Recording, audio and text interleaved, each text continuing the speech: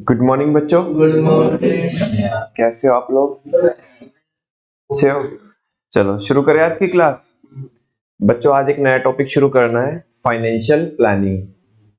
Already हम क्या कर चुके हैं, फाइनेंशियल मैनेजमेंट पढ़ चुके हैं, क्या होती है फाइनेंशियल मैनेजमेंट, उसका ऑब्जेक्टिव हम देख चुके हैं, और फाइनेंशियल डिसीजन और उसके 3 बच्चे, financing decision, investment decision, dividend decision. ठीक है ना? और बच्चों नो डाउट कि जो टॉपिक हम पढ़ चुके हैं उसमें से एग्जामिनेशन में आपको 4 नंबर का 5 नंबर का कंटेंट देखने मिले, कोई बड़ी बात नहीं है। ठीक है, क्योंकि काफी इंपॉर्टेंट टॉपिक है। खासकर अगर मैं बात करूं तो किसकी, फाइनेंसिंग डिसीजन की, इन्वेस्टमेंट डिसीजन की और डिविडेंड डिसीजन की।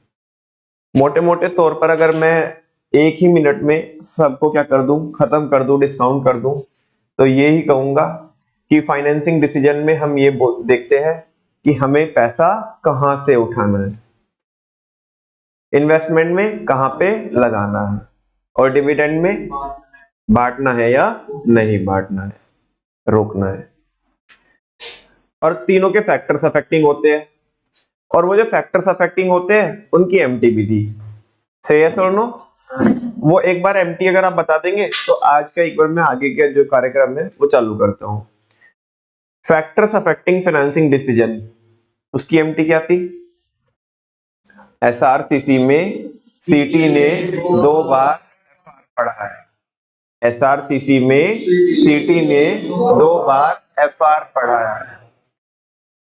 Factors affecting capital budgeting decisions, investment अच्छी होगी तो प्रोजेक्ट से रिटर्न ज्यादा आएगी। और factors affecting dividend decision, fast growth of dividend gives through time earning on कैलसी। बात समझ में आती है? और आज बच्चों नया टॉपिक पढ़ना है, फाइनेंशियल प्लानिंग। थोड़ा ध्यान से पढ़ना, बिकॉज 2 कॉन्सेप्ट चल रहे हैं, एक फाइनेंशियल मैनेजमेंट और एक फाइनेंशियल प्लानिंग। फाइनेंशियल मैनेजमेंट का स्कोप ज्यादा होता है, फाइनेंशियल प्लानिंग फाइनेंशियल मैनेजमेंट का एक बच्चा होता है, ऐसा हम कह सकते हैं। फाइनेंशियल मैनेजमेंट जनरली बात करता है, फाइनेंशियल प्लानिंग स्पेसिफिक होकर के बात करता है, स्पेसिफिक होकर के। नमन भैया कैसे कह रहे हो आप? ये अभी बताता हूं। फाइनेंशियल मैनेजमेंट कहती है मेजर तौर पे वो जो बात करती है फाइनेंशियल मैनेजमेंट पहले तो मैं जनरली बता देता हूं, वो कहती क्या है? वो कहती है कि आपको अपने फंड्स को क्या करना है, मैनेज करना है, आपके फंड्स के फ्लो को मैनेज करना है। आपको क्या करना है? फंड्स के फ्लो को, वेदर वो इनफ्लो हो वेदर वो आउटफ्लो हो, वेदर वो इनफ्लो हो वेदर वो आउटफ्लो हो। और मेजर तौर पे 2 चीजों की बात वो करती है फाइनेंशियल मैनेजमेंट, क्या कि पैसा कहां से उठाना है और कहां पर लगाना है। तुम कहोगे नमन भैया तीसरा डिसीजन भी तो होता है फाइनेंशियल मैनेजमेंट के अंदर। हाँ होता है, लेकिन वो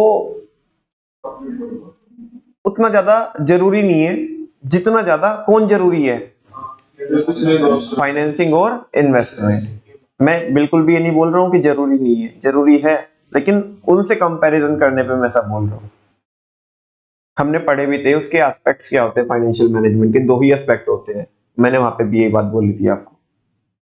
वंस अगेन फाइनेंशियल मैनेजमेंट बोल रही है, अब थोड़ा ध्यान देना, मैं एकदम से सीधा किस पे आऊंगा, फाइनेंशियल प्लानिंग पे। फाइनेंशियल मैनेजमेंट बोलती है मेजर तौर पे कि पैसा कहां से उठाना है और कहां पर लगाना है, पैसा कहां से उठाना है और कहां पर लगाना है। फाइनेंशियल मैनेजमेंट बोलती है कितना उठाना है और किस टाइम उठाना है। फाइनेंशियल प्लानिंग क्या बोलती है? कितना पैसा उठाना है मार्केट से और किस टाइम उठाना है।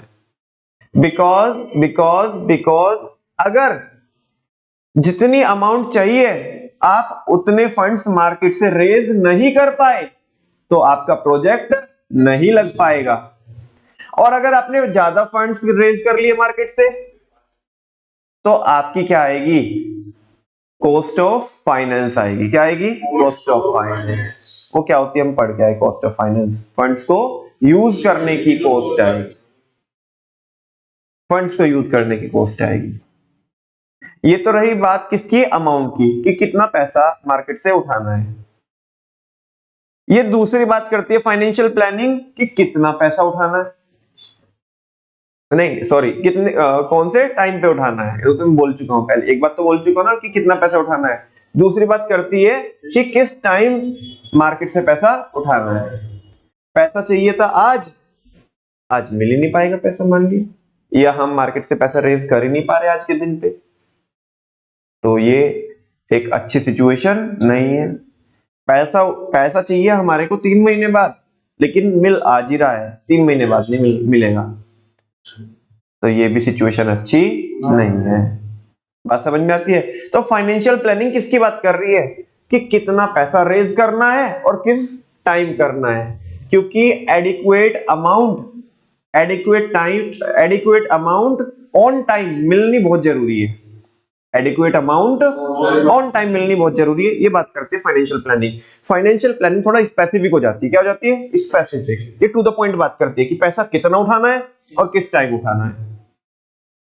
हालांकि यहाँ पे भी हम किसको ही मैनेज कर रहे हैं, फंड्स को मैनेज कर रहे हैं। दैट्स व्हाई बच्चों मैंने भी थोड़ी देर पहले बोला था कि financial planning is the part of financial management. Financial planning is the part of financial management.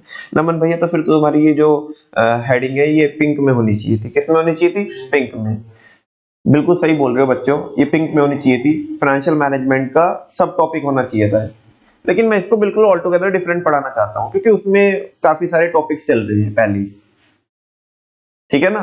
लेकिन ये है किसका ही बच्चा बच्चों, फाइनेंशियल मैनेजमेंट का। बिकॉज यहाँ पे भी फंड्स को मैनेज करने की, अरे हमें सही अमाउंट में पैसा उठाना है, सही अमाउंट में पैसा उठाना है, तो यहाँ पे भी तो हम क्या ही कर रहे हैं, फंड्स ही मैनेज कर रहे हैं। किस टाइम उठाना है पैसा, कर तो किसी की बात रहे हैं, फंड्स की बात कर रहे हैं, तो फाइनेंशियल मैनेजमेंट का पार्ट है। जबकि फाइनेंशियल मैनेजमेंट में मेनली किस चीज की बात होती है कि पैसा कहां से उठाना है और कहां पे लगाना है। अगर मैं आपसे नटशेल में पूछूं कि फाइनेंशियल मैनेजमेंट में और फाइनेंशियल प्लानिंग में क्या फर्क होता है, तो आप क्या बताएंगे। वहां पे वो दो बातें करती है, किसकी, पैसा कहां से उठाना है और कहां पे लगाना है, ठीक है ना, दो बातें करती है।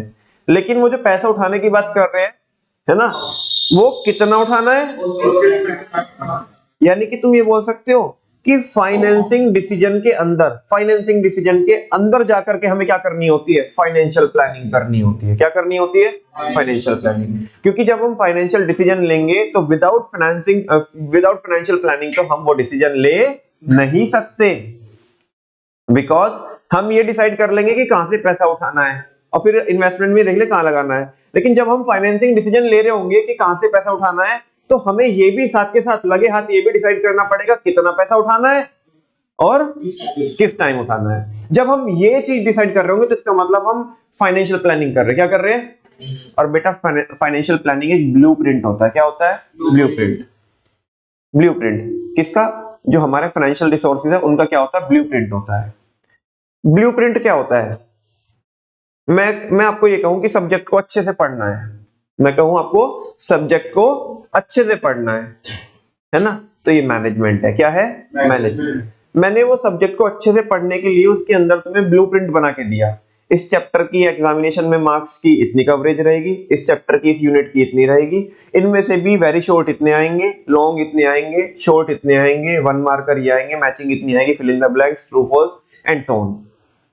अभी जो ब्लूप्रिंट है, मैंने बोला सब्जेक्ट को अच्छे से पढ़ना है, सब्जेक्ट को अच्छे से पढ़ना है, मैनेजमेंट है। लेकिन वो ब्लूप्रिंट स्पेसिफिक होके दिया आपको, जहां पे आपको ये बताया जा रहा है कितने क्वेश्चन आएंगे, किसमें से कितने क्वेश्चन आएंगे, उनकी कवरेज क्या रहेगी, ताकि आपको ये पता चले किस चैप्टर को ज्यादा वेटेज देनी है, किस चैप्टर को कम वेटेज देनी है, किस में से लॉन्ग क्वेश्चन ज्यादा आएंगे, किस में से शॉर्ट ज्यादा आएंगे, किस में वेरी शॉर्ट, 1 मार्कर, वो सारी चीजें। वो स्पेसिफिक ब्लूप्रिंट स्पेसिफिक बात कर रहा है। क्या कर रहा है, टू द पॉइंट बात कर रहा है। कितना पैसा उठाना है, कितना पैसा उठाना है, किस टाइम उठाना है। कंफ्यूज तो नहीं होगी, हाँ जी। अब वापस से लास्ट करके टेक्स्ट पे आ रहा हूं। फाइनेंशियल मैनेजमेंट बोलती है पैसा कहां से उठाना है और कहां पे लगाना है। लेकिन फाइनेंशियल प्लानिंग और स्पेसिफिक हो जाती है फाइनेंसिंग के अंदर, फाइनेंसिंग डिसीजन के अंदर, कि पैसा ये नहीं बोल रहे यहाँ पे कहां से उठाना है, कितना उठाना है और कब उठाना है। फाइनेंशियल मैनेजमेंट का ऑब्जेक्टिव एक ही होता है, अल्टीमेटली हमें अचीव क्या करना होता है? हाँ, वेल्थ मैक्सिमाइजेशन करना होता है हमें। Wealth maximisation of the shareholder is the primary and sole objective of financial management. Whereas timely पैसा अवेलेबल हो जाए, और टाइमली पैसा अवेलेबल हो जाए, और ये मेक श्योर करें हम कि अननेसेसरी पैसा ना उठाए। ये ऑब्जेक्टिव होता है किसका? Financial planning. फाइनेंशियल प्लानिंग का, फाइनेंशियल प्लानिंग के मैं अब और अच्छे से बोलता हूँ, फाइनेंशियल प्लानिंग के ऑब्जेक्टिव्स होते हैं। क्या होते हैं? फाइनेंशियल प्लानिंग के ऑब्जेक्टिव्स होते हैं। क्या होते हैं? ऑब्जेक्टिव्स। फाइनेंशियल मैनेजमेंट का ऑब्जेक्टिव वन एंड ओनली एक ही होता है। क्या बोलते हैं उसको? Wealth maximisation. अच्छा, तुम ये बताओ, अल्टीमेटली होता तो फाइनेंशियल प्लानिंग से भी क्या ही है? Wealth maximisation. क्या होता है? Wealth maximisation. क्योंकि मैंने बोला ना, ये स्पेसिफिक है। ये क्या है? तो ये स्पेसिफिक है, तो इसका अपना खुद का ऑब्जेक्टिव है, और क्योंकि ये फिर किसका बच्चा है? फाइनेंशियल मैनेजमेंट का। तो इससे किसका भी मकसद अचीव होगा? फाइनेंशियल मैनेजमेंट का भी। कुल मिला के ये है, एक हायरार्की चल रही है। अंदर अंदर वाला कॉन्सेप्ट बता रहा हूं। अंदर वाला कॉन्सेप्ट है फाइनेंशियल प्लानिंग, उसका अपना ऑब्जेक्टिव है। और क्योंकि फाइनेंशियल जो प्लानिंग है, क्योंकि अंदर वाला कॉन्सेप्ट है, इसके बाहर वाला कॉन्सेप्ट कौन है? आउटर रिंग में कौन सा कॉन्सेप्ट है? Financial management. क्या है? Financial management. तो फाइनेंशियल प्लानिंग से वेल्थ भी तो मैक्सिमाइज होगी, वो बात की बात है अल्टीमेटली। लेकिन एग्जाम में वो तो मैंने आपको ऐसा बताया, बहुत सारे बच्चों को तो फर्क ही समझ में नहीं आता फाइनेंशियल मैनेजमेंट में और फाइनेंशियल प्लानिंग में फर्क क्या होता है। वो एग्जामिनेशन में पूछता है फाइनेंशियल मैनेजमेंट, बच्चे लिख के आते हैं फाइनेंशियल प्लानिंग। बात समझ में आ रही है? कोई अभी तो फर्क समझ में आ रहा है ना आपको? डायग्राम अगर मैं बना के दिखाना चाहूं आपको, ये है फाइनेंशियल प्लानिंग।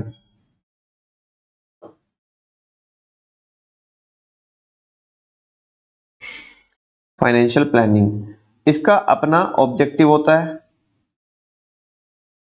मतलब ऑब्जेक्टिव्स होते हैं इसके। एक तो किसकी बात करती है? क्वांटम की बात करती है। क्वांटम बोले तो अमाउंट। किसकी बात करती है? और एक ही किसकी बात करती है? टाइमिंग की बात करती है। किसकी बात करती है? टाइमिंग की बात करती है। बात समझ में आ रही है? ये एक कॉन्सेप्ट है जो कि बच्चा कॉन्सेप्ट है, और किसका बच्चा है? फाइनेंशियल मैनेजमेंट का। आउटर रिंग में है फाइनेंशियल मैनेजमेंट।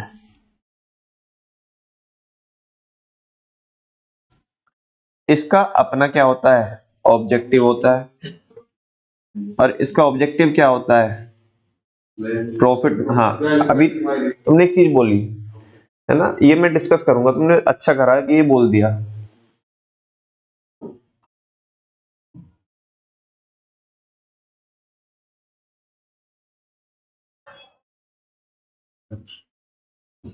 हाँ जी, आपको बात समझ में आती है? उसका मकसद होता है वेल्थ मैक्सिमाइजेशन। अब एक चीज और समझो, यहाँ पे एग्जाम में वो आपको ऐसे कंफ्यूज कर सकता है। मान लिया अगर मैं तो एक नंबर के लिए ऐसा बता के चल रहा हूँ आपको, और समझाऊंगा इसे 6 नंबर के हिसाब से। वो उसने बोल या उसने एक स्टेटमेंट दिया, चलो ऐसे समझाता हूँ, 1 मार्कर तो तुम खुद ही समझ जाओगे, 6 के हिसाब से ले के चलता हूँ इसे। उन्हें बोला profit maximisation is the sole objective of financial management, full stop, comment. बोलो हाँ के ना? ना, profit maximisation is the sole objective of financial management, full stop, comment. और ये अच्छा हुआ, इसको थैंक यू बोलना कि इसने एक बार मेरे को याद भी दिला दिया। मेरे माइंड में बिल्कुल भी ये था नहीं, क्योंकि अगर ये क्वेश्चन आएगा ना तो 75% बच्चे इसका आंसर गलत करके आएंगे। सवाल ये है, profit maximisation is the sole objective, so only objective of the financial management, comment. Do you agree with this statement? Why? ये बच्चा कह रहा है नहीं। हाँ जी, क्या है? वेल्थ अलग चीज है, प्रॉफिट कैसे कह सकते हो तुम? प्रॉफिट छोटा पार्ट है, वेल्थ में सारी चीजें आएगी, और प्रॉफिट तो उसका एक बच्चा है। वेरी गुड, बहुत अच्छे से बताया आपने, और बताओ। बाकी सारी चीजें रहेगी, लैंड एंड बिल्डिंग, जितनी भी प्रॉपर्टी। अल्टीमेटली हम यहाँ पे उनकी बात नहीं कर रहे, वो वेल्थ सब किस में आ जाती है, MPS into number of shares में आ जाती है, वेल्थ वैसे ही निकालते हैं हम लोग। एक मेन डिफरेंस हो रही है, तुमने अच्छा बताया, एक मेन डिफरेंस होता है जो, कोई बता सकते हैं? वेल्थ तो बढ़ती रहेगी। ऐसा किसने कहा? कम भी तो हो सकती है। हम वाहियात डिसीजन लेंगे तो वेल्थ क्या भी तो हो जाएगी, एमपीएस कम हो जाएगा। अरे पेटीएम का एग्जांपल तुम्हारे सामने है, ऐसे को ना वेल्थ बढ़ती बढ़ती है, ठीक है ना। पेटीएम का एग्जांपल वो तो कितना कर दिया उन्होंने, 1/4 वेल्थ कर दी उन्होंने। 2,000 रुपए का शेयर आया उनका आईपीओ में 400 रुपए का भी लोग खरीदने के लिए तैयार नहीं है। वो ऐसे ही कल हमारे यहाँ पे पेटीएम साउंड बॉक्स एक एक्स्ट्रा रखा हुआ था, हमने उसे बंद करवाने के लिए रिक्वेस्ट डाली, वो चिंटी बोल रहे सर बंद मत करवाओ इसे, कोई ट्रस्ट इशू नहीं है, ये नहीं, मतलब हम तो ऐसे ही बंद करा था, एक्स्ट्रा रखा था हमारे पास पहले 2-3 भी। तो वो बोल रही है कि नहीं नहीं ट्रस्ट इशू नहीं है, कोई नहीं। हमने बोला नहीं बस अब चाहिए नहीं, नहीं नहीं हाँ, सर मैं आपकी अपने सीनियर से क्या कराती हूँ, कनेक्ट कराती हूँ, कॉल कराती हूँ, वो बताएंगे ये और वो। हाँ, तो इस तरीके से ये क्यों कर रहे हैं सब, ये इन्हें वेल्थ मैक्सिमाइज करनी, क्या करनी है, ऊपर से सारे एम्प्लॉइज को पूरा सख्त हिदायत है, ठीक है ना, ऑर्डर है पूरे कि किसी भी उस पे किसी भी पॉइंट पे आपको लूज नहीं होना है, ठीक है ना, कस्टमर को खोना नहीं है। ये उनकी हालत ऐसी क्या चल रही है, खस्ता चल रही है, बिल्कुल करो और मरो वाली बात है। हाँ जी, profit maximisation and wealth maximisation बच्चों दो अलग अलग कॉन्सेप्ट होते हैं। एक बार फाइनेंशियल प्लानिंग मैंने बताया, टैक्स पढ़ाना बाकी है उसका, बाकी आगे की चीजें भी चलेगी, लेकिन क्योंकि बीच में आया है प्रॉफिट मैक्सिमाइजेशन का जिक्र, ताकि एग्जामिनेशन में कोई भी कंफ्यूजन ना हो, तो पहले ही बता देता हूं मैं आपको। प्रॉफिट मैक्सिमाइजेशन में बच्चों और वेल्थ मैक्सिमाइजेशन में फर्क होता है। प्रॉफिट मैक्सिमाइजेशन में और वेल्थ मैक्सिमाइजेशन में फर्क होता है।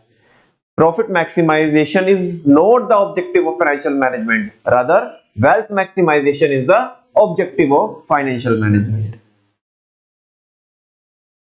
एक्चुअली में होता क्या है, मैंने आपको समझाया है, लेकिन थोड़ा इस पर्सपेक्टिव से नहीं समझाया था, पता तो है। देखो आज अपन लोग कितने रुपए कमा रहे हैं, मान लिया 1 लाख रुपए कमा रहे हैं, कितने कमा रहे हैं, 1 लाख रुपए। और अगर अगले साल हम 1,10,000 रुपए कमाए, कितने कमाए, 1,10,000 रुपए, कितने कमाए बच्चों, 1,10,000 रुपए। तो प्रॉफिट्स तो क्या हुए, इंक्रीज हुए, प्रॉफिट तो क्या हुए, इंक्रीज हुए। से यस और नो, बात समझ में आती है। तो प्रॉफिट मैक्सिमाइजेशन तो हो गया, लेकिन बच्चों यहाँ पे वेल्थ मैक्सिमाइजेशन नहीं हुआ। मान लिया जो डिस्काउंटिंग रेट है, क्या है, डिस्काउंटिंग रेट, वो 10% है, कितना परसेंट है, 10 से चलो ज्यादा लेते हैं, थोड़ा 10 से ज्यादा लेते हैं, 20% लेते हैं, कितना लेते हैं, 20%। आपको जो डिस्काउंटिंग करनी है, माने इन्फ्लेशन मान लो, ये डिस्काउंटिंग जो मैं बोल रहा हूँ वो इन्फ्लेशन है, आपको जो इन्फ्लेशन है वो इन्फ्लेशन कितना है, 20% है, कितना परसेंट है, 20% है। तो जब तुम 1,10,000 रुपए को 20% से क्या करोगे, डिस्काउंट करोगे, क्या करोगे, इसको बेटा मैं वैसे तो चलो मैं कैलकुलेटर पे करके दिखाता, लेकिन फिलहाल मैं आपको करके दिखाता हूँ कि डिस्काउंटिंग करते कैसे है। ध्यान से सुनो, जैसे हमें 20% से क्या करनी है, डिस्काउंटिंग करनी है, तो बेटा हमें डिस्काउंटिंग फैक्टर निकालना होता है, क्या निकालना होता है, डिस्काउंटिंग फैक्टर। अभी 20% का डिस्काउंटिंग फैक्टर कैसे निकालते हैं, तो इसको ऐसे निकालते हैं, पहले मैं यहाँ पे लिख के दिखाता हूँ, फिर बाद में आपको सॉल्व करके दिखाऊंगा। 1 divided bye 1 plus discounting rate,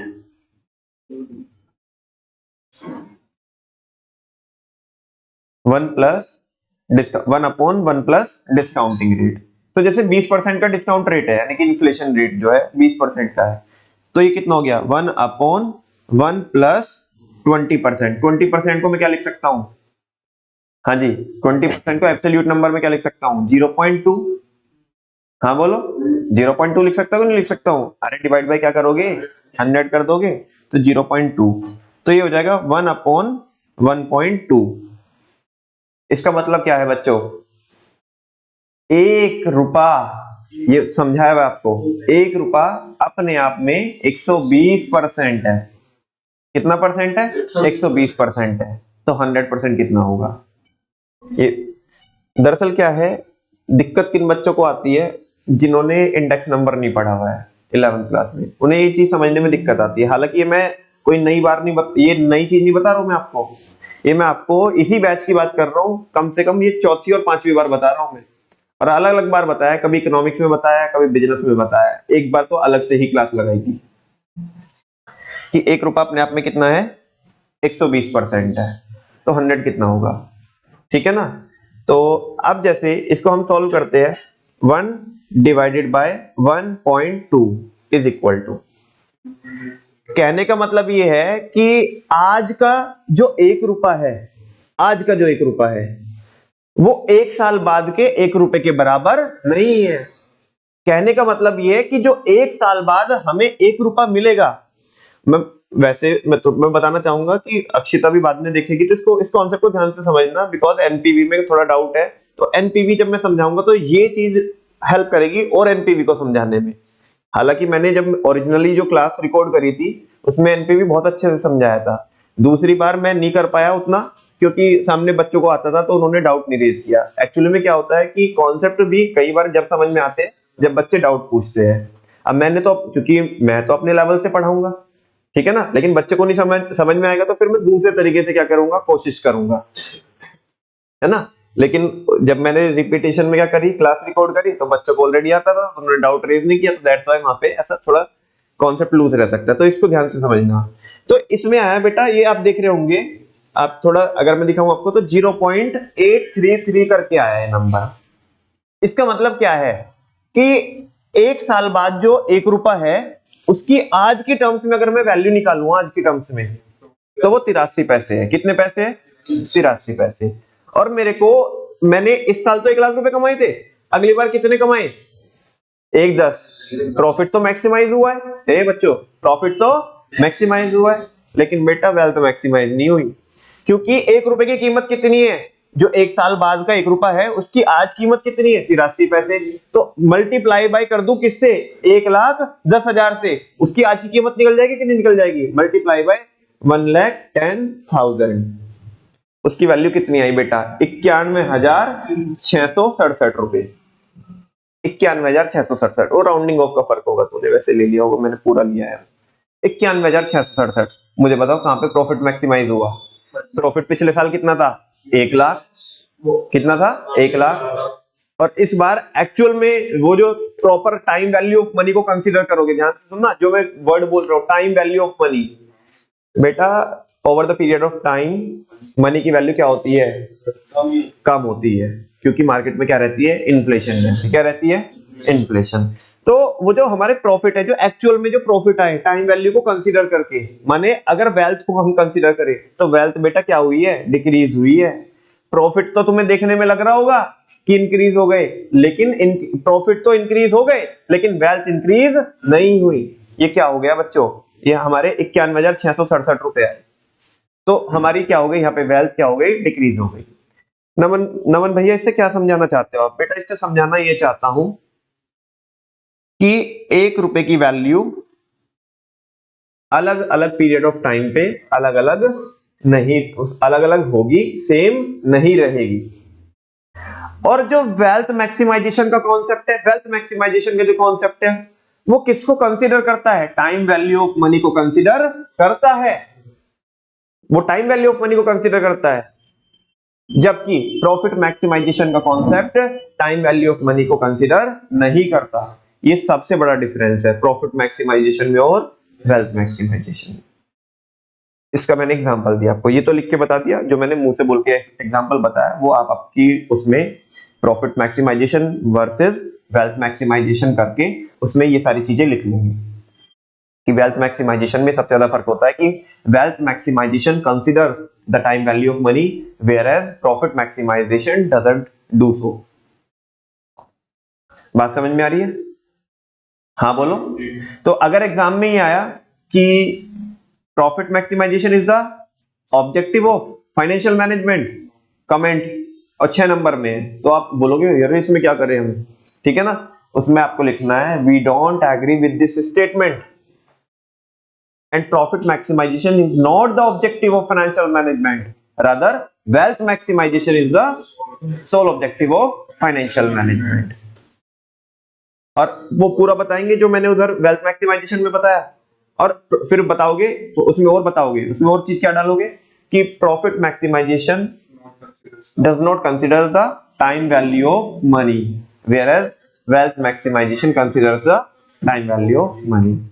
और अगर मैं कह रहा हूं कि तुमने अगर ये एग्जांपल जो मैंने इधर आपको समझाया है इसको अच्छे से फ्रेम करके कि आज हम 1 लाख रुपए कमाते हैं, अगले साल हमने 1,10 कमाए, सब तो खुश हो रहे हैं कि प्रॉफिट आ गया, तो प्रॉफिट मैक्सिमाइजेशन तो हुआ यहाँ पे, लेकिन यहाँ पे वेल्थ मैक्सिमाइजेशन नहीं हुआ। अगर मार्केट में इन्फ्लेशन 20% है और हम 1,10 को 20% से डिस्काउंट करके पीछे खींच के लेके आए, है ना, वो जो 1 साल बाद के 1,10,000 रुपए है उनकी कीमत, आज की कीमत निकाले उनकी आज की टर्म्स में, वो 1,10,000 तो 1 साल बाद के है ना, जब महंगाई हो जाएगी उनकी अगर कीमत हम आज खींच के लेकर के आए, पीछे लेकर के आए आज, तो आज उनकी वैल्यू है 91,000, 91,667। ये तो भैया 1 लाख से कम है।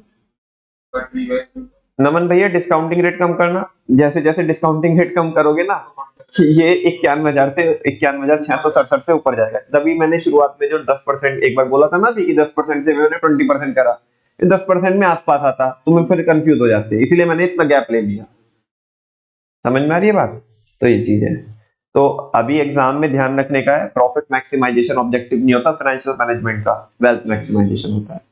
फिर अब थोड़ा, ये तो हुई टेक्निकल बातें, इतने आंसर तक बेटा हर कोई नहीं पहुंच पाएगा, इतने आंसर तक हर कोई नहीं पहुंच पाएगा।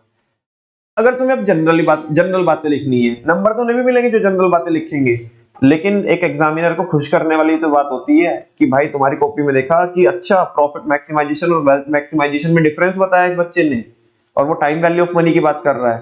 भाई आगे मान लिया तुमने ये क्वेश्चन को पहले अटेम्प्ट कर दिया, तो इस तरह के क्वेश्चन नहीं है कि हर कोई अटेम्प्ट करके आएगा इन्हें।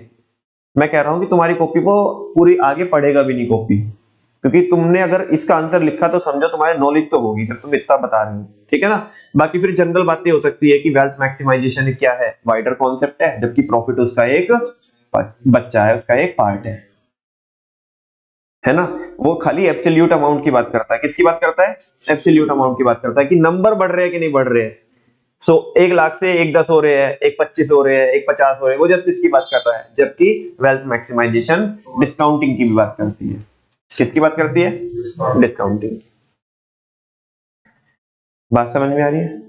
अच्छा मैं तुम्हें ये चलो कल सिखाऊंगा, एक चीज और सिखाऊंगा, ये जो डिस्काउंटिंग फैक्टर कैलसी पे निकालते हैं ना हर साल के लिए, कैसे निकाल सकते हैं बहुत आसानी से, ठीक है ना, वो कल सिखाऊंगा आपको कि कैसे निकालते हैं कैलसी पे। खैर ये तो तुम्हें समझा ना कि इसका मतलब क्या हुआ, 0.83 का मतलब क्या हुआ कि अगर मार्केट में इन्फ्लेशन कितनी है 20% है, तो हाँ आज का जो एक साल बाद का जो 1 रुपया है उसकी वैल्यू आज 1 रुपए नहीं है, कम है, कितने पैसे है, 83 पैसे।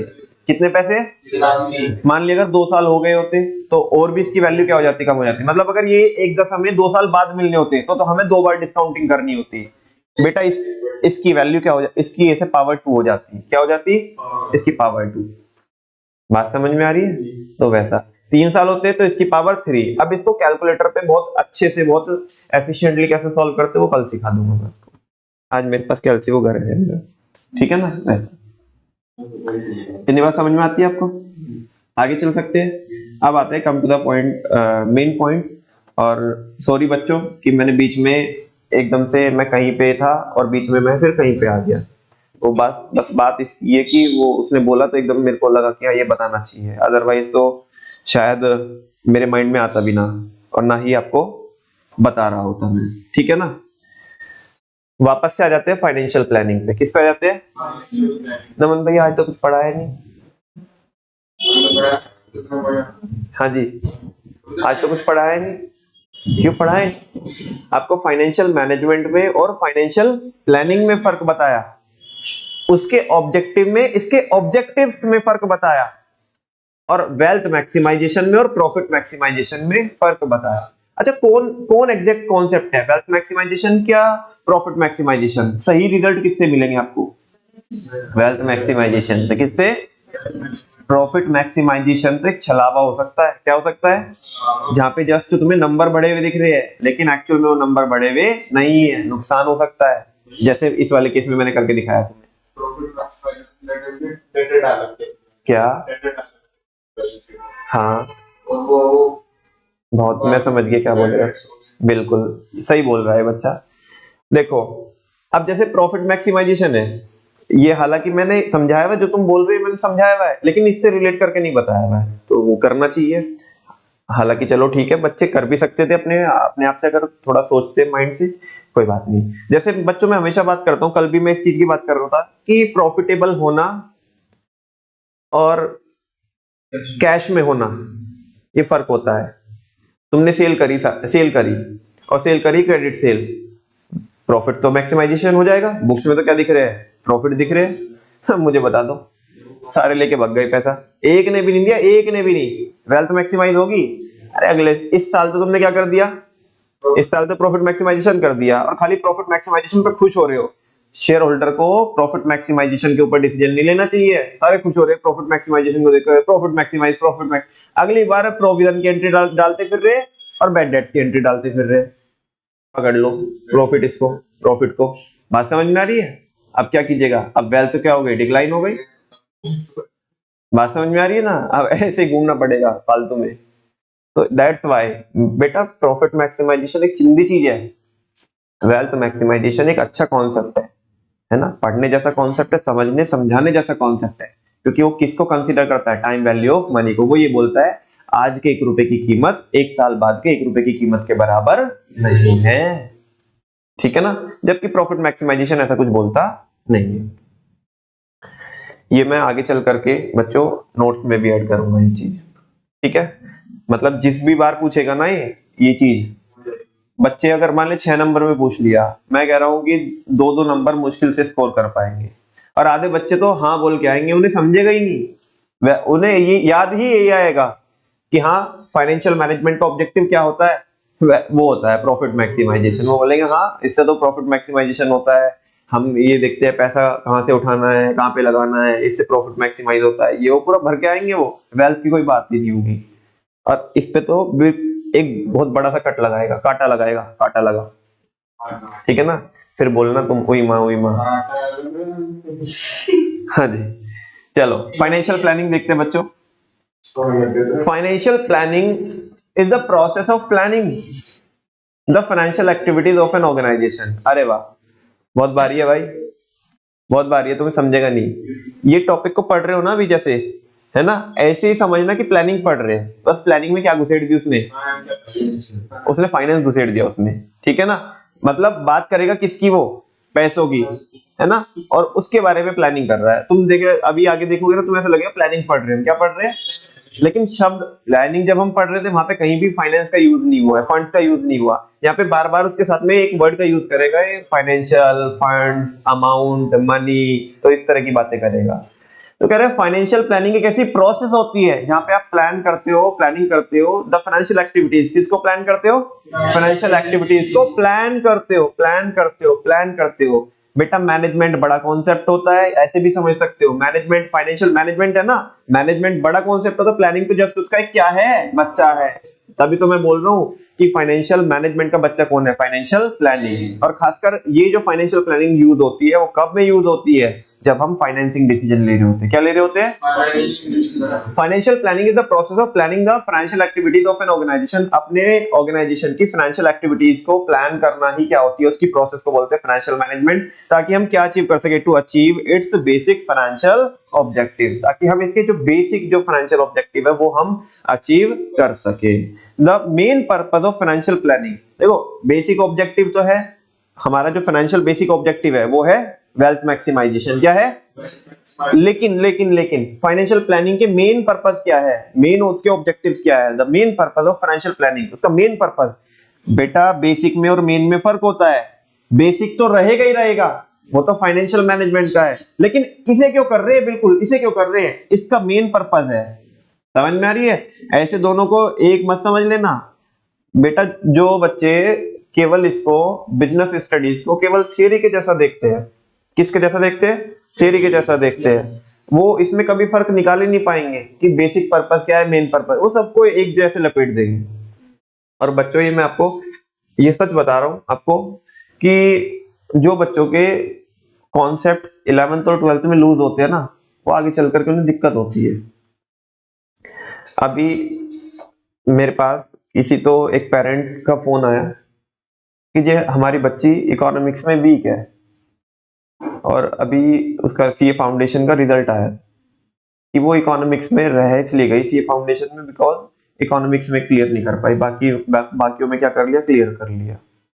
और मैंने पूछा कि 12th में क्या कैसे था, कह रहे 12th में पढ़ा है बस, लेकिन ऐसे बहुत ज्यादा डीप में नहीं पढ़ा है, नॉर्मल नॉर्मल पढ़ा है नंबर लाने के लिए। मैंने पूछा नंबर कितने हैं इकोनॉमिक्स में 12th में, कह रहे नंबर अच्छे हैं, है ना, अराउंड 82 85 के आसपास है, कोई बुरे नंबर नहीं है। लेकिन बेटा ये नंबर लाने में और नॉलेज होने में इतना ही फर्क होता है जितना वेल्थ मैक्सिमाइजेशन में और प्रॉफिट मैक्सिमाइजेशन में होता है। लेकिन फर्क ये है कि बच्चे को उसका कभी एहसास नहीं होता 12th रहते हुए। उसका रियलाइजेशन कब होता है, जब वो कुछ अच्छा करने के लिए जाता है, और जब वो होता नहीं है तो जब जाके पता पड़ता है कि हमने टाइम नहीं दिया, या हमने कच्चा लालच किया, हमने अपने कॉन्सेप्ट बिल्ड नहीं किए, ठीक है ना, हमने कभी इंपॉर्टेंस समझी नहीं है। मे भी ऐसा भी हो सकता है बच्चों कि आपके भी मार्क्स आएंगे, बाकी लोगों के भी मार्क्स आएंगे, और बाद में आपको बोलेंगे ए देख तूने क्या उखाड़ लिया, तूने क्या उखाड़ लिया, तूने क्या उखाड़ लिया, तेरे भी इतने नंबर है, 2 4 फालतू है, मेरे भी है, ठीक है ना। लेकिन ये गेम शॉर्ट टर्म है ही नहीं, ये लॉन्ग टर्म गेम है, ठीक है ना। जो नॉलेज, जो प्रोसेस से तुम तपे हो, जो प्रोसेस से तुम तपे हो, शायद वो ना तपा हो उतना, शायद शायद, है ना। हाँ जी, तो मैं ये बोल रहा हूं आपको कि बारीकी से पढ़ना कितना जरूरी है। फिर फ्यूचर में जाकर के क्या आती है, दिक्कतें आती हैं, फिर हम बेसिक में और मेन में फर्क नहीं निकाल पाते। ये भी उतना ही डिफरेंस है जितना वेल्थ मैक्सिमाइजेशन में और प्रॉफिट मैक्सिमाइजेशन में है, ठीक है ना। The main purpose of financial planning is to estimate the timing. Main purpose जो होता है फाइनेंशियल प्लानिंग का, वो क्या एस्टिमेट करना होता है, टाइमिंग, कि किस टाइम पैसा चाहिए, एंड द अमाउंट, और कितना चाहिए। मैं लिख दूं, यहां पे हिंदी में लिखूं, किस टाइम चाहिए, और ये है कितना चाहिए।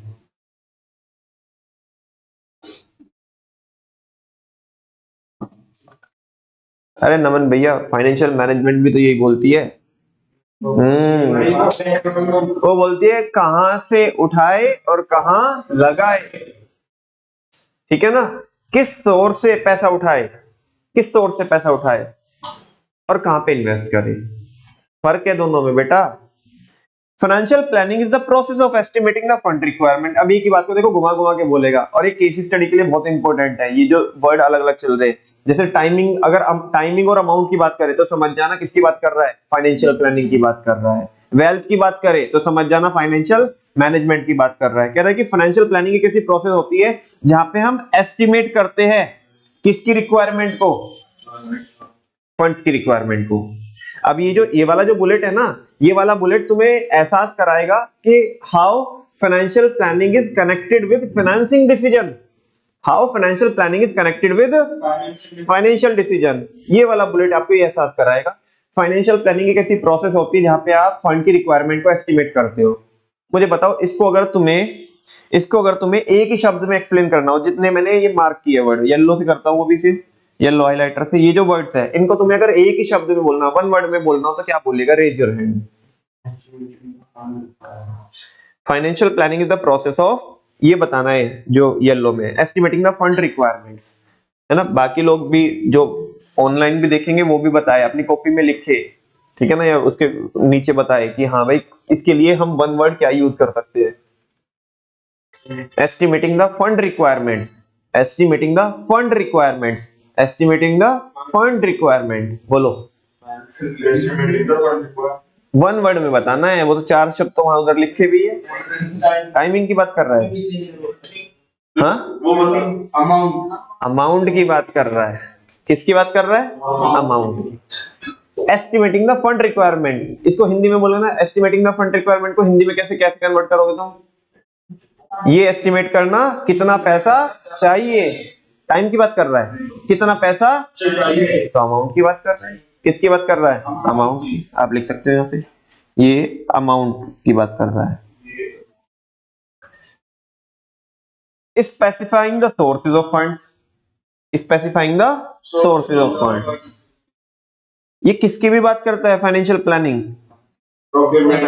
कि किस सोर्स से पैसा उठाना है। नमन भैया हम तो कंफ्यूजन में आ जाएंगे ऐसा, तुमने तो बोला था कि सोर्स से पैसा उठाना है, ये तो बात कहां पे करते हैं? फाइनेंशियल मैनेजमेंट में करते हैं। और अभी थोड़ी देर पहले मैंने क्या बोला? मैंने ये भी तो बोला कि ये बुलेट आपको इस चीज का एहसास कराएगा कि फाइनेंशियल प्लानिंग फाइनेंशियल मैनेजमेंट से कैसे रिलेट करती है। बच्चा तो उसी का ही है। फाइनेंशियल प्लानिंग करोगे तो जब क्या कर रहे होंगे, जब क्या कर रहे होंगे? फाइनेंशियल मैनेजमेंट के अंदर फाइनेंसिंग डिसीजन ले रहे होंगे। और एक बात और बता दूं आपको, फाइनेंसिंग डिसीजन बाद में लोगे, पहले फाइनेंशियल प्लानिंग करनी पड़ेगी। पहले ये तो देखोगे ना कितना पैसा चाहिए और कब चाहिए, तभी तो देखोगे कि किस सोर्स से पैसा उठाना है, किससे सस्ता पड़ेगा। समझ में आ रही है? तो वो बोल रहा है specifying the source of funds, यानी कि डेट से उठाना है या इक्विटी से उठाना है। अभी देखो इसमें किसकी भी बात की, इसने फाइनेंशियल मैनेजमेंट की भी बात की, माने फाइनेंशियल डिसीजन में फाइनेंसिंग डिसीजन की भी बात की। और मैंने ये बोला आपको कि ये बुलेट बताएगा कि कैसे कनेक्टेड है ये दोनों। And utilising them in an optimum manner, और उन्हें क्या करना है? यूटिलाइज करना है। किसमें? ऑप्टिमम मैनर में। यूटिलाइज का मतलब क्या है? ये इन्वेस्टमेंट की बात कर रहा है। किसकी बात कर रहा है? इन्वेस्टमेंट की बात कर रहा है। कितना पैसा उठाना है, कहां से उठाना है और कहां लगाना है। हालांकि इसमें इसने किसके स्किप कर दिया? टाइमिंग को स्किप कर दिया, वो भी होना चाहिए था क्योंकि टाइमिंग की भी बात करता है। हाँ, अब क्या कर सकते हैं? Financial planning is basically concern with the preparation of the financial blueprint. Exam ये उसके केस स्टडी के वर्ड से वो पूछेगा, बताओ, एमसीक्यू भी हो सकती है यहां से प्लस केस स्टडी। वो पूछेगा एक ऐसा कॉन्सेप्ट बताओ, identify the concept which talks about the financial blueprint of an organization's future operation। एक ऐसा कॉन्सेप्ट बताओ जो किसकी बात करता है कि ये ब्लूप्रिंट होता है किसका? ऑर्गेनाइजेशन के फ्यूचर के जो फाइनेंशियल ऑपरेशन है, जो हम पैसा खर्ची करने वाले हैं, जो पैसा लगाने वाले, पैसों के रिगार्डिंग एक ऐसा कॉन्सेप्ट बताओ जो क्या कहलाता है? फाइनेंशियल ब्लूप्रिंट कहलाता है। क्या कहलाता है? तो ब्लूप्रिंट कौन कहलाता है? Financial planning, not financial management, financial planning, है ना। आधे लोगों को क्या फर्क पड़ता है? फाइनेंशियल मैनेजमेंट बोलो, फाइनेंशियल प्लानिंग। अरे फाइनेंशियल प्लानिंग स्पेसिफिक है, वो तो जनरल कॉन्सेप्ट है। समझ में आ रही ना? वो तो कुछ भी करेंगे तो हम उसी के लिए कर रहे हैं ना। लेकिन भाई अपना भी तो वजूद होता है यार। ठीक है, तुम्हारी फैमिली की गुडविल है ना। अल्टीमेटली तुम कुछ भी अच्छा काम करोगे, नेक काम करोगे, तो तुम्हारी नो डाउट कि तुम्हारी फैमिली की क्या होगी? गुडविल क्या होगी? इंप्रूव होगी। लेकिन तुम्हारा अपना भी तो वजूद बनेगा ना, तुम्हारी अपनी भी तो गुडविल बनेगी। तो वही तो है, फाइनेंशियल प्लानिंग का अपना भी तो कुछ वजूद है, अपनी भी तो उसका कुछ वो है ना मकसद। नो डाउट कि फाइनली वो तो अचीव हो गई। ठीक है, फाइनेंशियल मैनेजमेंट तो हम कोई भी करते हैं, सब करेंगे फाइनेंशियल। हाँ, लेकिन जो फाइनेंशियल प्लानिंग है नहीं, क्योंकि फाइनेंशियल प्लानिंग में हम ऐसा नहीं बोलेंगे। फाइनेंशियल प्लानिंग में क्या होता है? फाइनेंशियल प्लानिंग में मेजरली दो चीजों की बात की गई है, किसकी? अमाउंट की और जो फाइनेंशियल मैनेजमेंट करेगा उसे फाइनेंशियल प्लानिंग करनी ही होगी, इसकी लास्ट पे से गुजरना ही पड़ेगा आपको। विदाउट फाइनेंशियल प्लानिंग किए आप फाइनेंशियल मैनेजमेंट कर ही नहीं सकते। जिस प्रकार प्लानिंग एबीसीडी होती है बाकी फंक्शंस के लिए, मैनेजमेंट की एबीसीडी होती है और वो बेस होता है, ऐसे ही इससे होकर के जाओगे तो ही फाइनेंशियल मैनेजमेंट कर पाओगे। जब तुम्हें ये पता ही नहीं पड़ेगा कितना पैसा चाहिए और कब चाहिए, तो क्या खाक तुम फाइनेंशियल मैनेजमेंट करोगे? ये तो करना ही पड़ेगा, तब ही जाकर के क्या हो सकता है? फाइनेंशियल मैनेजमेंट हो सकता है। ठीक है ना। तो फाइनेंशियल प्लानिंग ये क्या होता है? बेसिकली किससे ताल्लुक रखता है कि आपको क्या करना है, क्या प्रिपेयर करना है? आपको फाइनेंशियल ब्लूप्रिंट प्रिपेयर करना है ऑर्गेनाइजेशन का। ब्लूप्रिंट में स्पेसिफिक बातें होती कि नहीं होती है, इतने नंबर का है ये वाला क्वेश्चन, ये वाला स्पेसिफिक, तो वही तो बोल रहा है यहाँ पे जो ब्लूप्रिंट बना है, इतना पैसा चाहिएगा, है ना, इतने इतने टाइम पीरियड के बाद चाहिएगा। ऐसा तो है नहीं कि ये वन टाइम एक्टिविटी है, पैसा हमें एक ही बार चाहिए, है ना। ऐसे होगी भाई हमारे 2 महीने बाद ये ऑपरेशन चल रहे होंगे, या जैसे कई बार क्या होता है कि हमें कोई लोन लेना होता है तो बैंक ना सारी अमाउंट एक साथ नहीं देता। बैंक बोलता है जी अपनी प्रोजेक्ट रिपोर्ट लाके दो, क्या लाके दो, प्रोजेक्ट रिपोर्ट लाके दो। जैसे जैसे आपको रिक्वायरमेंट पड़ेगी पैसा खर्च करने की, वैसा वैसे हम क्या करेंगे, आपको अमाउंट इकट्ठी देंगे। वो पता क्यों ऐसा, तुम इधर उधर कर दो उसे अमाउंट को सारी, है ना। आज तो लेके चलो, जैसे उधर एलिगेशन लगते हैं एसएचजी पे एलिगेशन लगते हैं, बाकी इस पे एक ही टाइम पे फंड तुम्हें क्या दिया पैसा इधर, तो सारा का सारा इधर उधर कर दोगे तुम। प्रोजेक्ट के लिए तो ले रहे हो पैसा, प्रोजेक्ट में खर्चा करने की जरूरत पड़ेगी, सारा पैसा तो एकदम से लगेगा नहीं, प्लांट भी इंस्टॉल होगा, तो ऐसा तो है नहीं कि सारा पैसा भी चला जाएगा। जब आप हमें अपनी प्रोजेक्ट रिपोर्ट ला के दो कि कब कब कितना पैसा चाहिएगा, तो उसके लिए तो फाइनेंशियल प्लानिंग करनी पड़ेगी कि नहीं करनी पड़ेगी, कि 2 महीने बाद इतना पैसा चाहिएगा, फिर 1 महीने बाद इतना पैसा चाहिएगा, फिर ये वाला कंपोनेंट लगेगा उसमें, फिर हमें इतनी पेमेंट करनी होगी, ऐसे ऐसे करके। यहाँ पे टाइमिंग भी आ गई और अमाउंट भी आ गई, तो वो चीज है।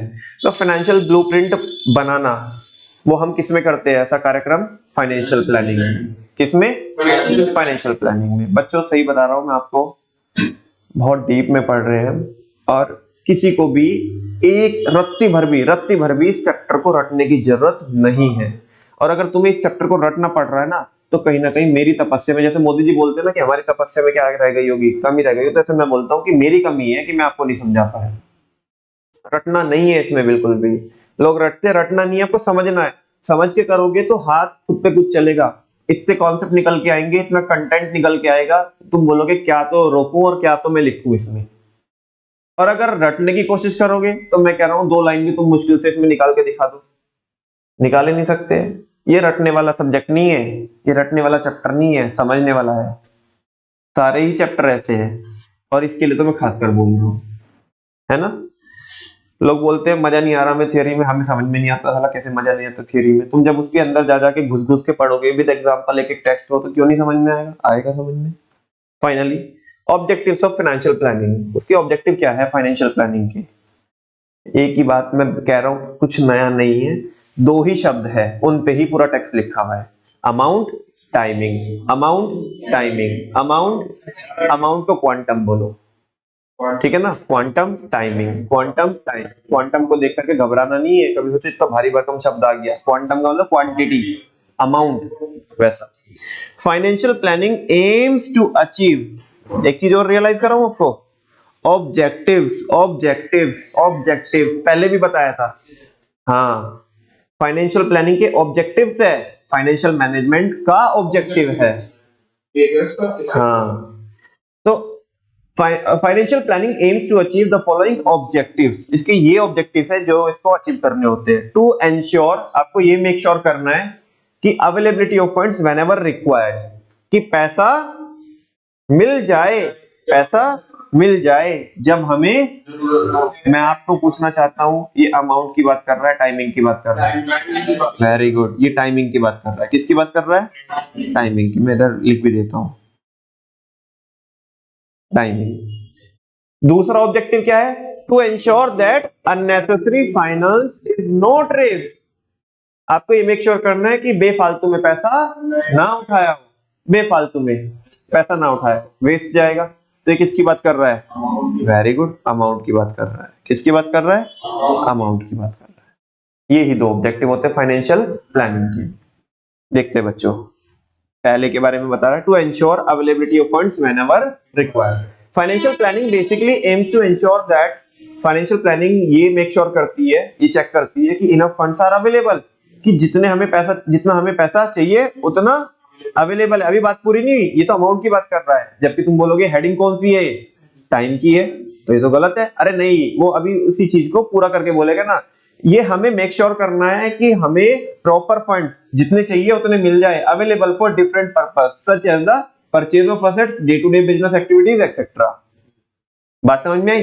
अभी तक इसने किसकी बात की, यहाँ पे पूरे के पूरे बुलेट में अमाउंट की बात की, और तो कुछ समझाना नहीं है इसमें, कि वो बोल रहा है कि जितना हमें पैसा चाहिए अलग अलग पर्पस के लिए वो मिल जाए। जैसे कि हमें एसेट परचेज करनी है, माने ये लॉन्ग टर्म हो गया, day to day business activity हो गई, शॉर्ट टर्म हो गई, वर्किंग कैपिटल हो गई, तो इसके लिए पैसा चाहिए होता है। अब दूसरे वाला बुलेट पढ़ना, अब तुम्हें समझ में आएगा उसने ऐसे ऊपर क्यों लिखा था।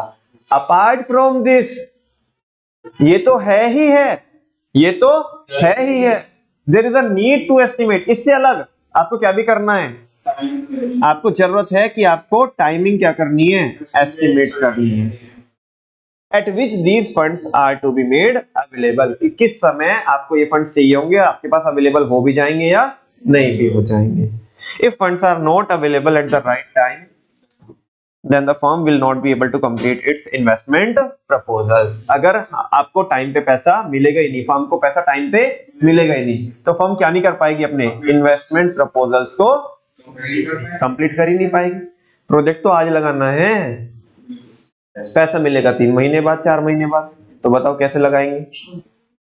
बात समझ में आ रही ना, प्रोजेक्ट तो 4 महीने बाद लगाना है, पैसा आज ही मिल रहा है, क्या करेंगे हम 4 महीने तक उस पैसे को, एक्स्ट्रा पड़ा रहेगा, कॉस्ट आएगी, सही सुनो। तो टाइम पे मिलना चाहिए पैसा, जब चाहिए।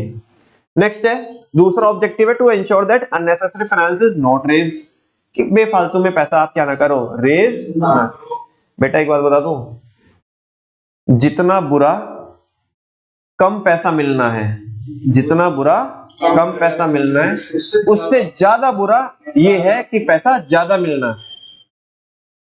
जितना बुरा पैसा कम मिलना है, ज्यादा पैसा मिलना उससे भी ज्यादा बुरा है। उसको इंग्लिश में क्या बोलते हैं, देखो इधर लिखा है, मिलेगा कहीं तो मिलेगा, हाँ ये पहली ही लाइन लिखी है देखो। और ये सुनो, ये लाइन अगर वो केस स्टडी पे डालेगा ना, और बस इसके सामने बस वो लिख देगा कमेंट, तो बस किसकी ही बात कर रहा है वो, फाइनेंशियल प्लानिंग की ही बात कर रहा है, आपको फाइनेंशियल प्लानिंग की ही चर्चा करनी है, ठीक है। वो कह रहा है excess funding is almost as bad as inadequate funding. Manvi दीदी आप बताओगे। हाँ, इनएडिक्वेट, इनएडिक्वेट का मतलब सही कम। वन सेकेंड दोबारा बताओ। तो हमारे पास ज्यादा फंडिंग है,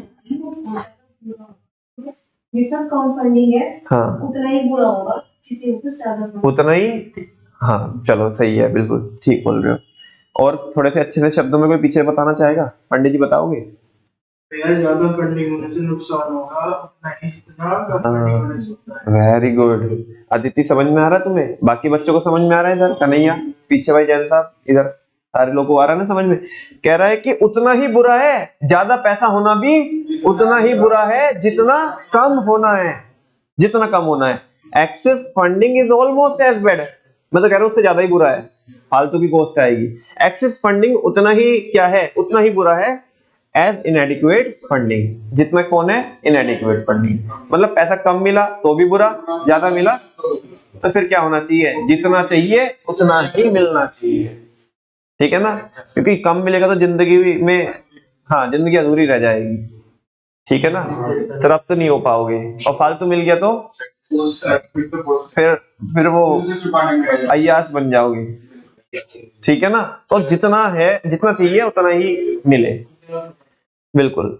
इन the case of surplus funds, कह रहे हैं कि सरप्लस फंड्स के केस में, सरप्लस मतलब ज्यादा, एक्स्ट्रा फंड्स के केस में financial planning aims to ensure the best possible use of such extra funds.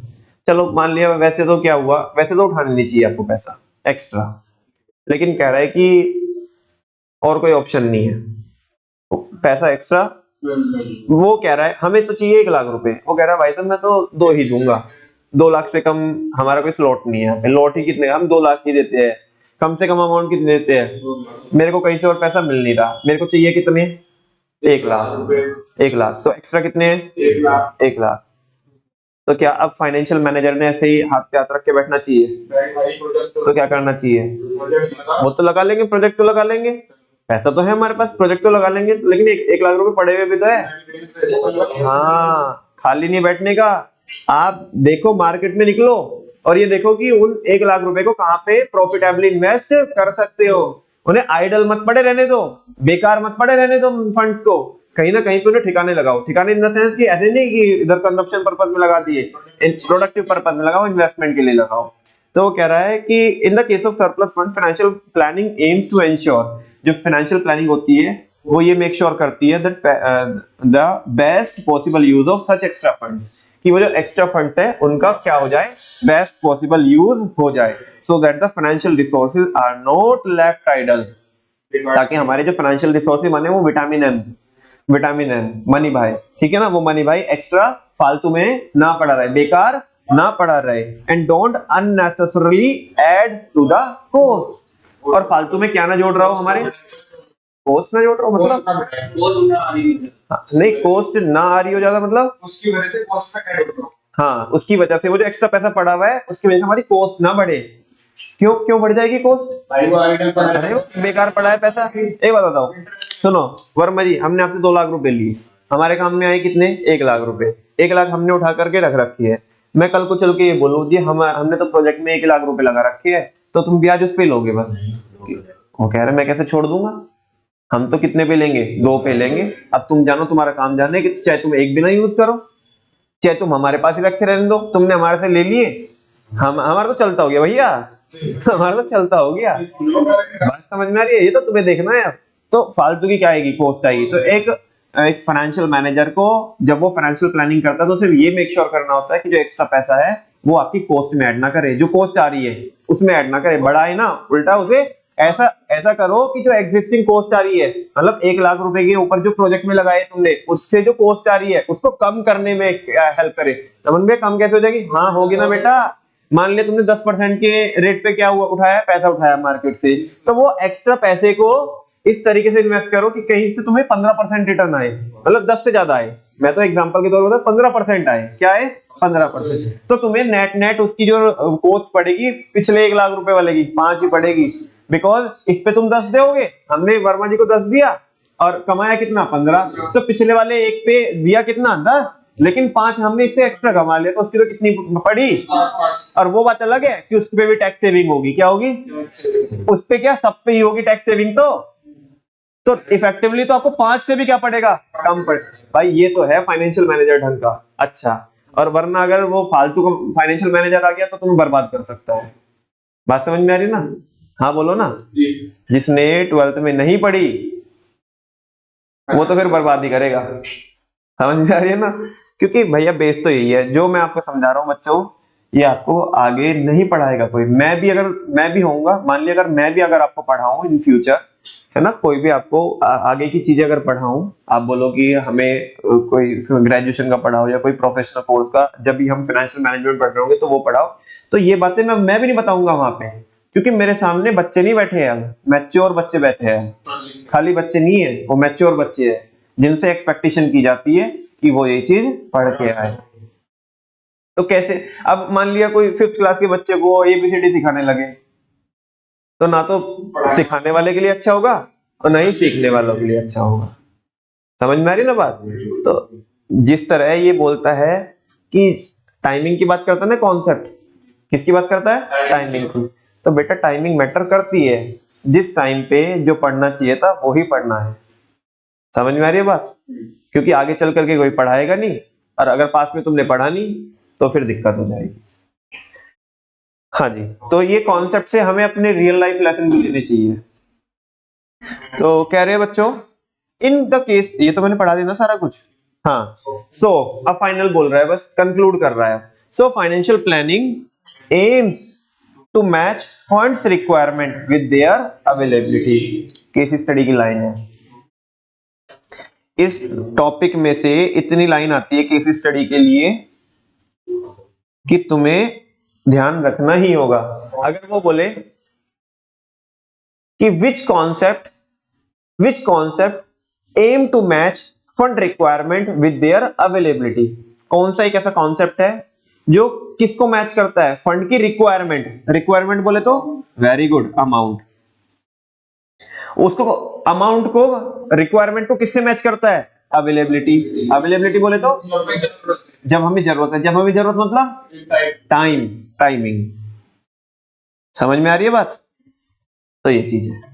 तो इसमें से केस स्टडी की 2-3 लाइन आती है, ये भी केस स्टडी की लाइन है बच्चों। Excess funding is almost as bad as inadequate funding. एक ये कि which concept aim to aim to match the fund requirement with their availability, दो, और एक यहाँ पे कहाँ पे है, ये रहा, कि कौन सा कॉन्सेप्ट है जो क्या करता है, फाइनेंशियल ब्लूप्रिंट बनाता है। क्या बनाता है? Financial blueprint. ठीक है ना, तो ये कॉन्सेप्ट को छोड़ना नहीं है, बहुत अच्छे से पढ़ना है, और फाइनेंशियल मैनेजमेंट और फाइनेंशियल प्लानिंग में आपको फर्क समझते आना चाहिए। ठीक है जी, चलो नोट में देखना बच्चों क्या लिखा है। Financial planning may be for short term, medium term and long term. भाई फाइनेंशियल प्लानिंग तो हम शॉर्ट टर्म के लिए भी कर सकते हैं, मीडियम के लिए भी, और लॉन्ग टर्म के लिए भी। जो शॉर्ट टर्म होता है यानी कि अगले आने वाले एक साल में हमें कितने कितने पैसे चाहिए होंगे, उन्हें हम कहां कहां से उठा सकते हैं पैसा। शॉर्ट टर्म लोन ले सकते हैं, बैंक ओडी ले सकते हैं, बैंक ओडी समझते हो, बैंक ओवरड्राफ्ट, है ना, लिमिट बनवा सकते हैं, सीसी अकाउंट खुलवा सकते हैं। तो बड़ी सारी चीजें ये हम किस में भी पढ़ के आए हैं, इकोनॉमिक्स में भी पढ़ के आए हैं। ठीक है ना, अच्छा हाँ जी, नेक्स्ट है मीडियम टर्म के लिए भी कर सकते हैं, एक साल से ज्यादा और 5 साल से कम के लिए भी फाइनेंशियल प्लानिंग कर सकते हैं, और फाइनेंशियल प्लानिंग तो 5 साल से ज्यादा के लिए भी हो सकती है। तो वो शॉर्ट टर्म के लिए भी होती है, मीडियम टर्म के लिए भी होती है, और लॉन्ग टर्म के लिए भी होती है।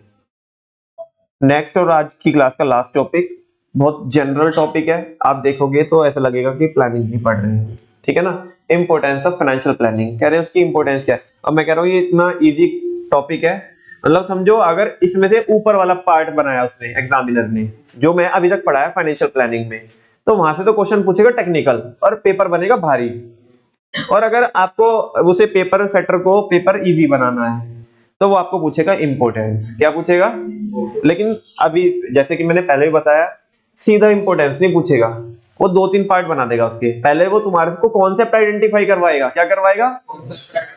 मतलब मजे की बात ये है कि एग्जामिनर ऊपर वाला पार्ट भी पूछेगा तुम्हारे से और नीचे वाला। ऊपर वाले को तो डिटेल में तो पूछेगा नहीं, लेकिन उसे आइडेंटिफाई करवाएगा, और तुम्हारे लिए उसको आइडेंटिफाई करना ही क्या होगा, चैलेंज होगा। क्योंकि वो आइडेंटिफाई किया तो ये तो लिख ही दोगे।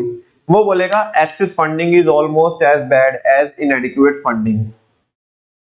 ठीक है ना, और बोलेगा कमेंट ए पार्ट में, तो तुम बोलोगे कि हाँ ये सही बात है, बिकॉज इसकी बात कौन करता है? फाइनेंशियल प्लानिंग करती है। और बी पार्ट में पूछेगा the concept which you identified in part A write down it's 6 तो नहीं, मान ले 3 पूछ लिया, 4 पूछ लिया, 4 इंपोर्टेंस का कोई खास बताएगा उसकी।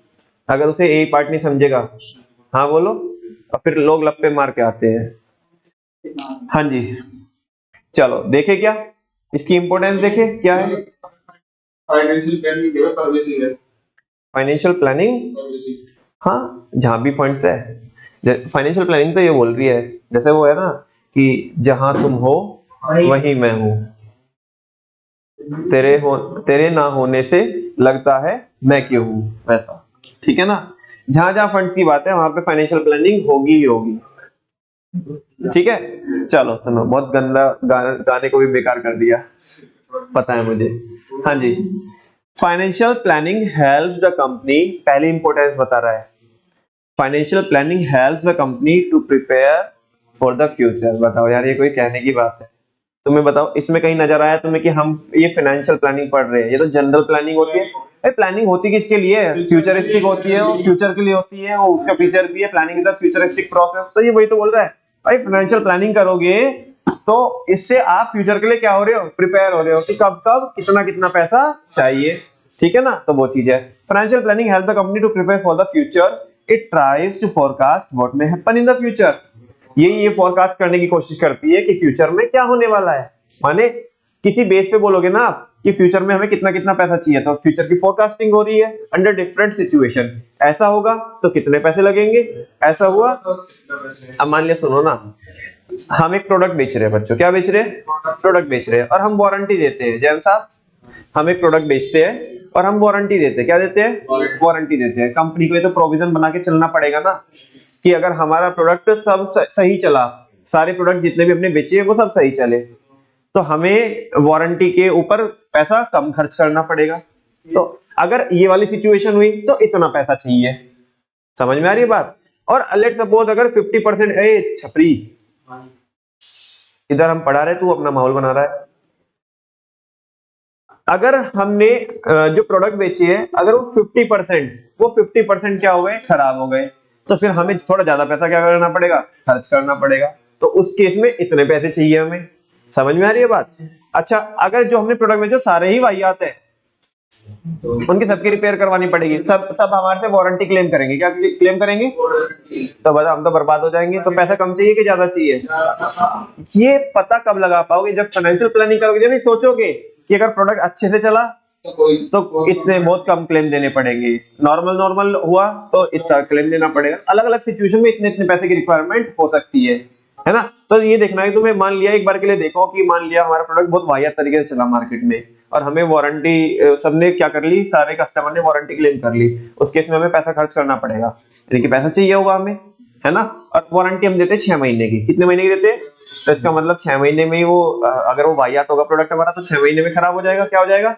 अच्छा, तो हमें शॉर्ट टर्म में पैसा चाहिए। क्या चाहिए? तो हाँ, कि शॉर्ट टर्म में जब वो, अगर सारे लोग क्या करेंगे, वारंटी क्लेम करेंगे, तो हमें वो रिपेयर वगैरह कराने के लिए पैसा चाहिए होगा। कहाँ से आएगा पैसा? वो ये चीज क्या करना, कंसीडर करना। ये किस में तो करते हैं हम, फाइनेंशियल प्लानिंग में करते हैं। Financial planning help the company to prepare for the future. It tries to forecast, ये ट्राई करती है फोरकास्ट करने की कि what may happen in the future, कि फ्यूचर में क्या होगा अंडर डिफरेंट सिचुएशन, अलग अलग सिचुएशन में। यहाँ पे लिख लेना, एग्जांपल किसका दिया मैंने आपको, वारंटी वाला। कौन से वाला? वारंटी वाला।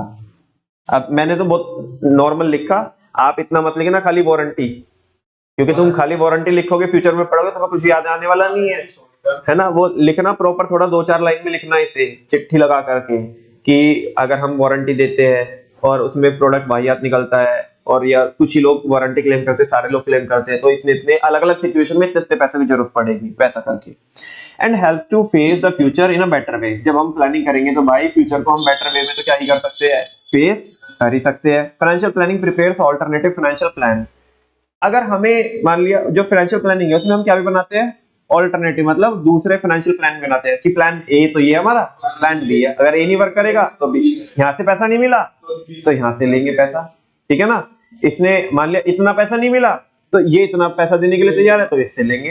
बाकी फिर उसमें ये देखेंगे कि जो एक्स्ट्रा पैसा मिल रहा है उसको भी, उसके लिए भी हम देखेंगे कि कहीं तो कहीं वो इन्वेस्ट हो जाए। तो प्लान, अरे यार प्लान ये काम नहीं कर रहा तो बाकी 25 अल्फाबेट भी तो है, लेकिन ये कह रहा है कि उन्हें सोचो आज उन्हें, तभी तो तुम बेटर तरीके से क्या होंगे, प्रिपेयर होंगे फ्यूचर के लिए, ठीक है ना? To fulfil different uncertain event, जो अनसर्टेन इवेंट है उनको क्या करने के लिए, फुलफिल करने के लिए आप अच्छे से बेहतर तरीके से प्रिपेयर हो जाओगे। For example, if the financial manager of a company forecast a growth rate of 25% in sales. वंश, ये उसकी बात कर रहा है, तुम्हारे मैनेजर की, वो सेल्स मैनेजर की, ओ भाई आता, ठीक है ना?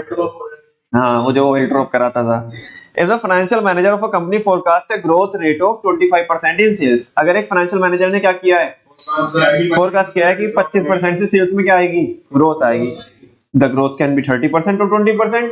ग्रोथ तो 30% भी हो सकती है, मतलब ज्यादा भी हो सकती है, कम भी हो सकती है, due to the uncertain business environment. सारे बच्चों को पता है, क्योंकि बिजनेस एनवायरनमेंट क्या होता है, अनसर्टेन होता है, डायनामिक होता है। In such a situation the financial manager should prepare. तो फाइनेंशियल मैनेजर को क्या करना चाहिए, मतलब 25% के लिए तो तुम तैयारी करोगे, लेकिन तुम्हें तैयार रहना चाहिए किसके लिए भी, 30 के लिए भी और 20 के लिए भी। कहने का मतलब ये है, hope for the best but prepare for the worst, है ना? अच्छे की क्या करो, कामना करो, अच्छे की क्या करो, कामना करो, लेकिन तैयार किसके लिए भी रहो, वर्स्ट के लिए भी, कि बुरे से बुरा भी हुआ ना तो उसके लिए भी अपन लोग क्या है, तैयार है।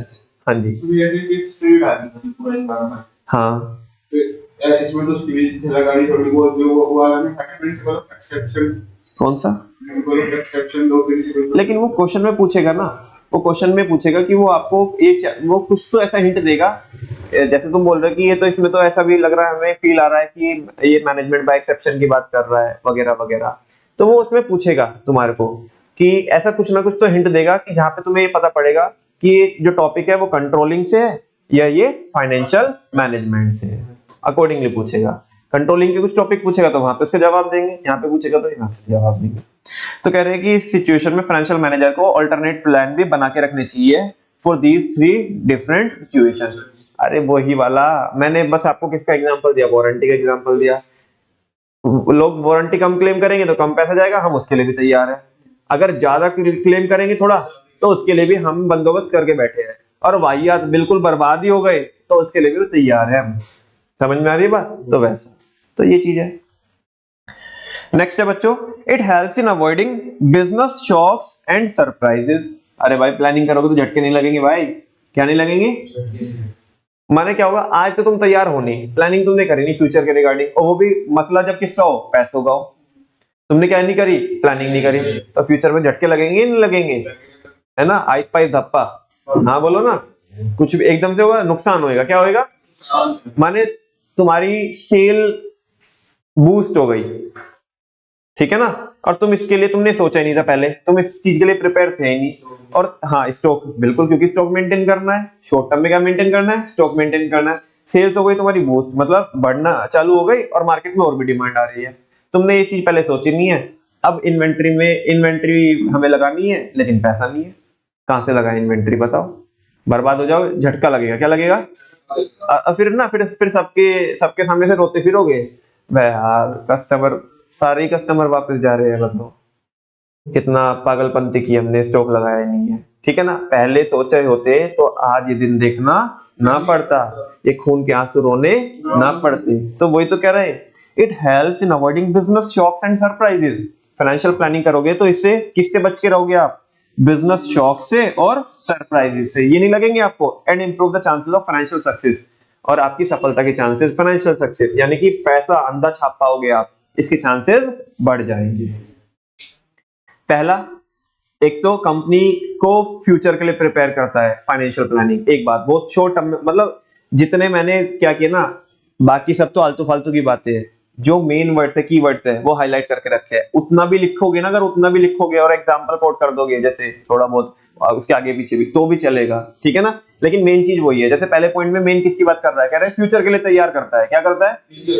दूसरे पॉइंट में क्या बोला है? शॉक्स और सरप्राइज से बचा के रखता है। तीसरा क्या बोल रहा है? It helps in achieving coordination. इसके बारे में तो क्या ही बोलूं मैं, बताओ, नहीं क्या ही बोलूं मैं, पूरा पार्टी पढ़ा के आया हूं। कह रहा है कि इससे कोऑर्डिनेशन बना रहेगा, किसके बीच में? Between various function by providing clear policies and, अलग अलग फंक्शंस में क्या रहेगा, आपका कोऑर्डिनेशन मेंटेन रहेगा।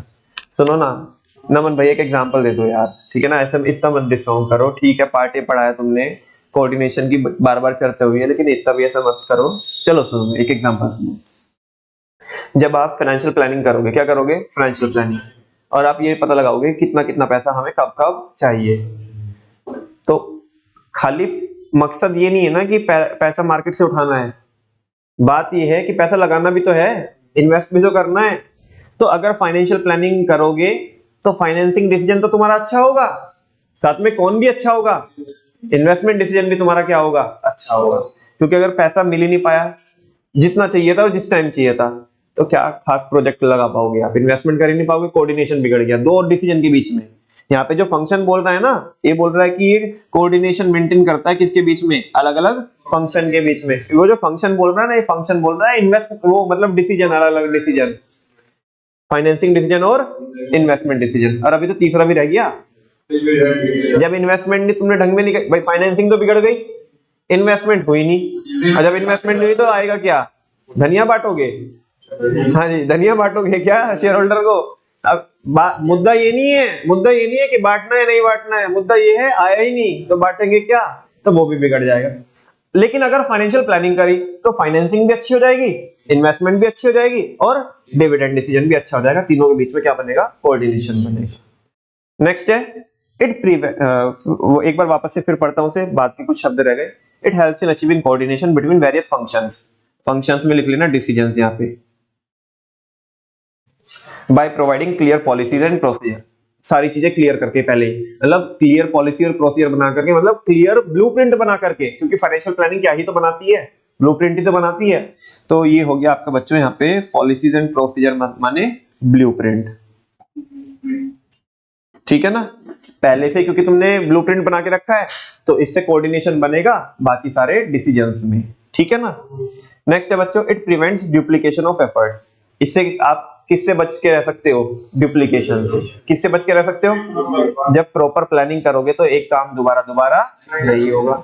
मान लो तुमने प्लानिंग करी भी है, पैसा इसने भी उठा लिया मार्केट से, किसी दूसरे ने भी उठा लिया, वो भी इन्वेस्टमेंट को कोई ऑप्शन लेके आया, वो कह रहा है कि मैं उसे इन्वेस्टमेंट के लिए हाँ करके आया हूँ कि हम तेरे प्रोजेक्ट में इन्वेस्ट करेंगे। ये कह रहा है मैं भी हाँ करके आ गया, दूसरी जगह ये डील डन करके आ गया, पैसा एक ही बार मिला है हमें, है ना। इन्वेस्टमेंट के प्रोजेक्ट हमने 2 सेलेक्ट कर लिए, अब पैसा यहाँ पे लगाए तो इस ये यहाँ पे नहीं लगा पाएंगे और यहाँ से हमारी गुडविल खराब होगी। यहाँ पे लगाया तो ये बोलेंगे अबे तुम तो झूठे इंसान हो, है ना, पहले डील करते हो और बाद में कॉन्ट्रैक्ट को क्या करते हो, ब्रीच करते हो। फालतू लोगों को, तुम्हारे से तो धंधा करना ही नहीं चाहिए, मार्केट में 10 लोगों को और बताएगा, है ना। जो सप्लायर है तुम्हारे, सप्लायर तुम्हें माल नहीं देंगे, भाई तेरे से नहीं करते कॉन्ट्रैक्ट, तू आज बोलेगा कल फिर जाएगा जबान से, तेरा कुछ दीन ईमान है। भाई धंधा चलता है जबान से, किससे चलता है, जबान से। समझ में आ रही है बात।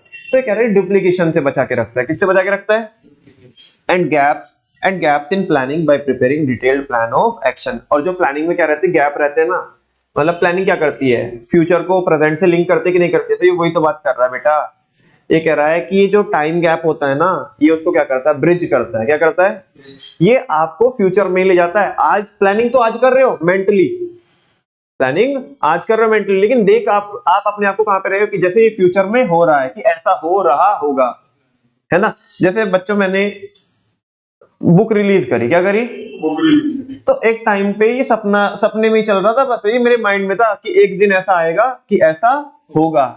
उस टाइम पे बस मैं क्या कर रहा था, विजुअलाइज कर रहा था। समझ में आ रही है ना, वो चीज हो चुकी। तो ये वही तो बोल रहा है कि ये बोल रहा है कि आपको कि यहाँ पे एक तो क्या होता है, डुप्लीकेशन से आप बचते हो। 2 पॉइंट साथ में पढ़ा रहा हूँ बच्चों, डी और ई साथ में समझ लेना।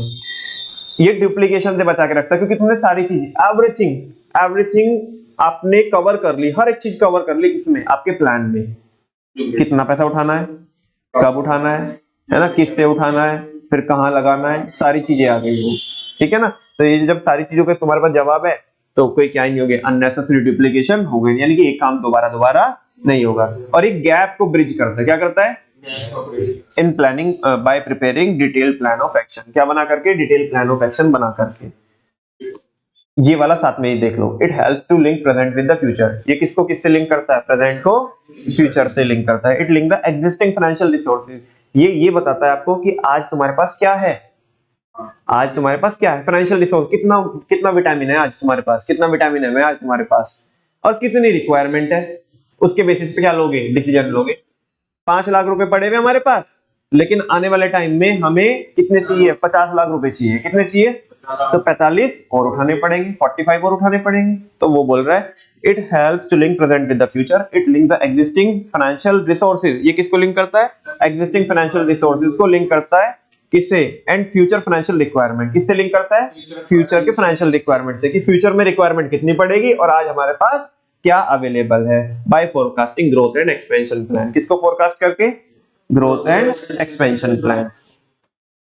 और ये भी बच्चों रिपीटेशन में ऊपर समझा चुका हूं मैं आपको, ठीक है ना। It provides a link between investment and financing decision. ये किसके बीच में लिंक क्रिएट करता है, जो मैं आपको कोऑर्डिनेशन में समझा चुका हूं। किसमें समझा चुका हूं, ये किसके बीच में लिंक क्रिएट करता है, फाइनेंसिंग और इन्वेस्टमेंट की। अरे फाइनेंसिंग को जब फाइनेंसिंग करोगे तो ही तो क्या करोगे, इन्वेस्टमेंट करोगे continuously. It helps in deciding the amount of debt and equity.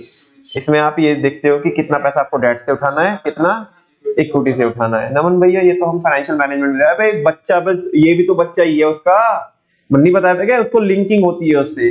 तो इसमें हम यहाँ पे ये भी देखते हैं कि डेट से कितना पैसा उठाना है, इक्विटी से कितना, लेकिन मेन चीज वही है, कितना उठाना है और कब उठाना है। ये तो बाद की बात है।